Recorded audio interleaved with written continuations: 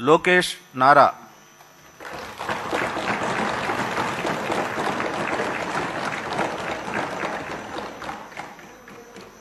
నారా లోకేష్ అనే నేను శాసనసభ సభ్యుడినైన ఎన్నిక అయినందుకు శాసనం ద్వారా నిర్మితమైన భారత రాజ్యాంగం పట్ల నిజమైన విశ్వాసం విధేయత చూపుతానని, భారతదేశ సార్వభౌమ అధికారాన్ని సమగ్రతను కాపాడుతానని, నేను స్వీకరించబోయే కర్తవ్యాలను శ్రద్ధాశక్తులతో నిర్వహిస్తానని దైవ సాక్షిగా ప్రమాణం చేస్తున్నాను.